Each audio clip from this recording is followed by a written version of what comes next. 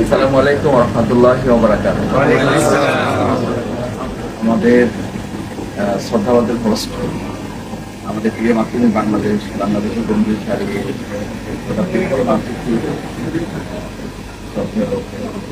Doctor মাওলানা মিজানুর রহমান আমন্ত্রণে আমরা যারা আমরা প্রথমে আমরা শুনতে আলহামদুলিল্লাহ আয়োজনে আপনাদেরকে আপনাদের সামিল করে আমি দুটো ছোট কথা বলছি, 2 মিনিটের কম সময় শেষ করতে পারলে আমাকে ভালো হবে। আমি যাদের সাথে আমরা আজকে মিলিত হতে সুযোগ পেয়েছি, এটি বাংলাদেশের জন্য অত্যন্ত গৌরব এবং অত্যন্ত মর্যাদা, গুরুত্বপূর্ণ একটা সময় আমাদেরকে আল্লাহ তাআলা দয়া করে দান করেছে। এখানে প্রায় সকলেই বলা যায় দীর্ঘ একটা সময় ভিন্ন রকম একটা পরিবেশে আমাদেরকে জীবন পার করতে হবে। বিশেষ করে আমাদের তাকে তো আসলে আমাদের প্রিয় মাতৃভূমিতে আমরা প্রায় রাখতে পারলাম। আল্লাহ তাআলা আমাদেরকে এই সুযোগ দিয়েছেন আবার আরেকবার অন্তঃস্থল থেকে আলহামদুলিল্লাহ স্থায়ীভাবে আমাদের প্রিয় মাতৃভূমির জন্য প্রথমত এই সময়টাকে নিয়ামত হিসেবে গভীর করে রাখি। দ্বিতীয় হচ্ছে আমি ভিতরের ওয়াজ থেকে একটু কথা বলি,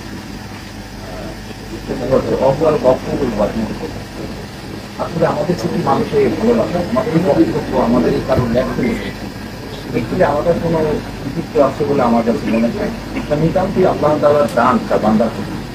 তিনি যখন তার কোনো বান্দাকে ভালোবাসেন, সে হাদিস আপনারাই বলেন, আপনাদের কাছ থেকে শুনেছি, আমিও মাদ্রাসায় যতটুকু পড়ার সুযোগ পেয়েছি।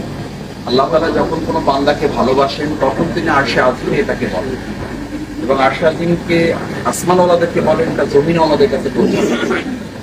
সুতরাং আমার যেন এটা মনে থাকে যে আল্লাহর যে এই নিয়ামত আমি আল্লাহর দিনের জন্য যতটা ব্যবহার করবো, আল্লাহ এটা তত বেশি সমৃদ্ধ করে দেবে। সেটা যদি মনে থাকে তাহলে আমার মধ্যে কোনো ধরনের দ্বিতীয় চিন্তা, ভিন্ন চিন্তা অথবা দিনের বাইরে গিয়ে আলাদা কোনো চিন্তা আমার মধ্যে স্থান পাওয়ার চিন্তা দুটো থাকে। শেষ কথা হচ্ছে, আমরা যারা আজকে এখানে একত্রিত হয়েছি, বাংলাদেশে ইসলামের দুটো কমপ্লেক্সিটি আছে।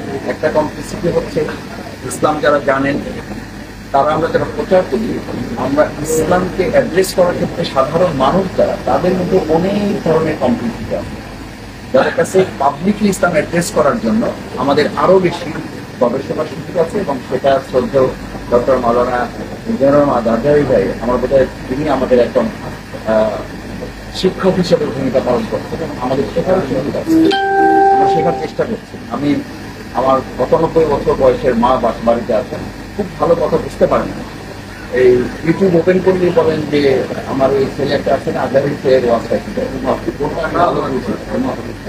আন্দোলনের উনি শপথের জনশক্তি, এখন বলে যে আমার ওই ছেলেটার ওয়াজটা আমি ভালো বুঝি। এই যে ভালো বুঝেন, তার মানে উনি খুব শিক্ষিত না, 5 পাস করা একজন মা। এই 5 পাস করা একজন মানুষ তার কথাটা বলবে, তার মানে হচ্ছে ইসলামটাকে আমরা যেভাবে এটাকে সহজ করার সুযোগ আছে। এবং আল্লাহ সুবহানাহু ওয়া তাআলা তো সেভাবেই বলেছেন, ইসলামকে আমি তোমাদেরকে সহজ করেছি, হাদিসেও একই কথা বলা। তো এটা হচ্ছে আমার আবেদন আমাদের সকলের কাছে, যে আমরা সহজ করে সহজভাবে মানুষের কাছে এটা কিভাবে বলছেন যে আল্লামা দেলোয়ার হোসেন সাঈদী রাহিমাহুল্লাহ, তার জন্য আমরা দোয়া করি আল্লাহ তাকে জান্নাতুল ফিরদাউস এই ধারাটা তৈরি করে রেখে গেছেন, যার কারণে তিনি দল মতে উদ্যোগ সবাই তার কথা শুনতে আসছেন। লাস্ট কথা হচ্ছে যে বাংলাদেশের আসলে হচ্ছে জেনারেশন টু জেনারেশন যে চেঞ্জ হচ্ছে, যেটা বুঝলে আমি শেষ কথা এসে শুনতে পাচ্ছিলাম, জেনারেশনকে কভার করার জন্য আমাদের ইসলামাইজেশনটাকে মডার্ন টেকনোলজির সাথে যদি অ্যাডজাস্ট করার ক্ষেত্রে আমরা ইসলামকে বা পিছনে ফেলে রাখি। আমি কোথাও কোথাও দেখি যে মাদ্রাসায় ব্যানার টানানো আছে, আমি আজকেও প্রেস ক্লাবে কথা বলে এসেছি যে ইসলাম ও আধুনিকতার সমন্বয়। এই ল্যাঙ্গুয়েজগুলোর সাথে আমরা কেন পরিচিত করছি?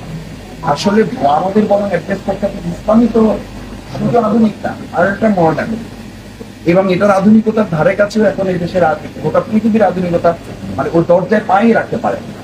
আমরা এটা কেন বলছি? অথচ এটাই কিন্তু মাদ্রাসায় আমরা শিখে আসছি, আমাদেরকে শেখানো হয়েছে। এখন ভালো ভালো মাদ্রাসা যারা তৈরি করছে যে আমরা বিজ্ঞান এবং ইসলাম শিখাচ্ছি, এটাও কিন্তু বলা হয়। অথচ ইসলাম হচ্ছে সবচেয়ে বড় বিজ্ঞান। তো সেই জায়গাটা আমরা যদি অ্যাড্রেস করতে পারি এই জেনারেশনের কাছে, আমি 2024 সালের 5ই আগস্ট আমার কাছে মনে হয়েছে বাংলাদেশ ইসলামের জন্য প্রস্তুত এবং আল্লাহ তাআলা এটাকে কবুল করেছে। এখন এই প্রেক্ষাপটটাকে চাষ করে যেন ফসলটা আমরা তুলে নিতে পারি, সেই দায়িত্ব আমার সামনে যারা আছেন আমার শ্রদ্ধেয় শিক্ষক স্টাফ তুললো, আমি অনুরোধ করবো আমাদের সন্তানদের, আমাদের শিক্ষার্থীদের অর্জিত এই বাংলাদেশ আল্লাহ তাআলা দয়া করে দান করেছেন, ইসলামের জন্য উন্মুক্ত করেছেন, এটাকে এখন ফসল তুলে যেন আমরা ঘরে ঘরে পৌঁছে দিতে পারি সেই প্রত্যাশা ব্যক্ত করে আমার শেষ করছি। আসসালামু আলাইকুম।